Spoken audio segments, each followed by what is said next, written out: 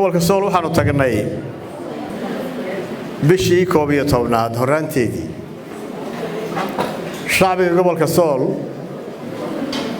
markii ay noo warameen iyagoo badan oo ku dhow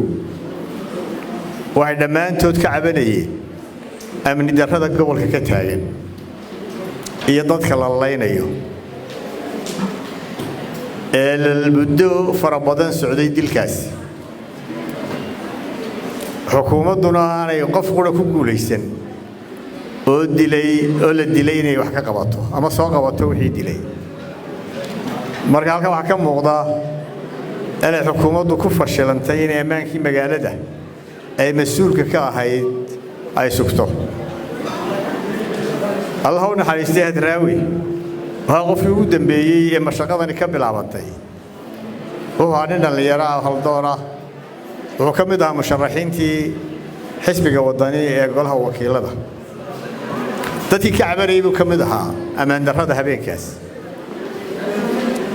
ilaahay ha u naxariisto Hadraawi ilaahay ha u naxariisto intii kale ee ku dhimatay ilaa caawa magaalada Laascaanood oo tiradoodu ka badan tahay 10 qof intii dhaawacantayna ilaahay oo konton ama ka badana ilaahay caafimaad sariic ah si arintaasi waa arin waxshinimo ah oo bahalnimo ah oo axmaqnimo ah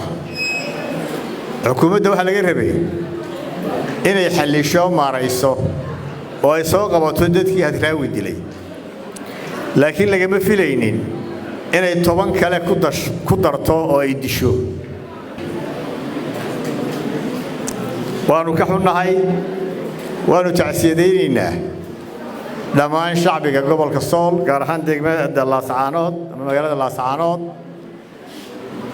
waxaanu murugada la qaybsanaynaa shacbiga si buuxda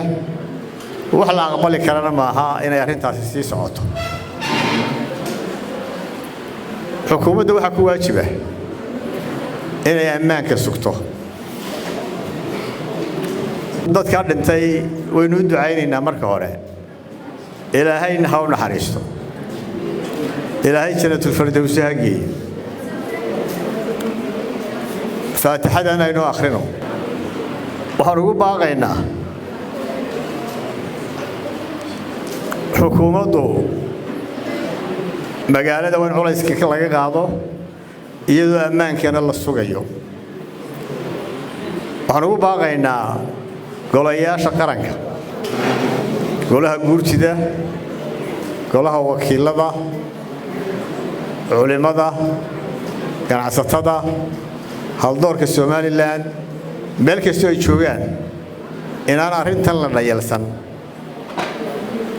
oo arintan loo gurmado oo loo kaco sidii loo nabadeyn lahaa ee nabadda loogu soo celin lahaa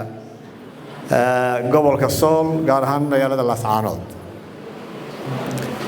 arintani dhaawac weyn bay ku tahay jiritaanka iyo midnimada qaranka walaalnimada shacbiga Sool ama Laascaanood waxaan ugu baaqaynaa inay isdejiyaan dadka deegaanka ee haldoorka ah iyaguna inay ka qayb qaataan dejinta shacbiga Sool waa shacbi ka mid ah shacbiga Soomaaliland xukuumadda waqtigeedu dhamaaday waxaan ugu baaqaynaa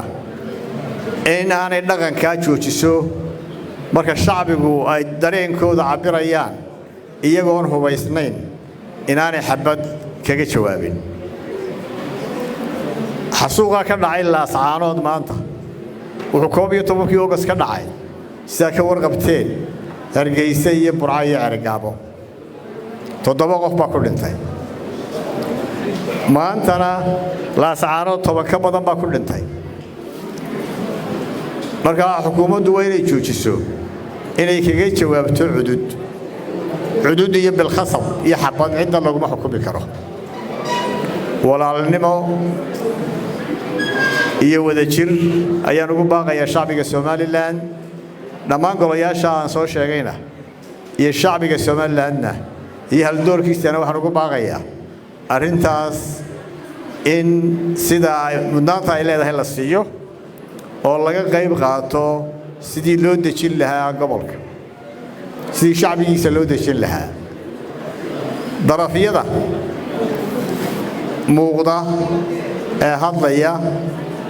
ee dabka ku shidaya arrintaas meesha doonaan baa joogaan waxaan ugu baaqayaa inay joojiyaan dabka ay ku shidayaan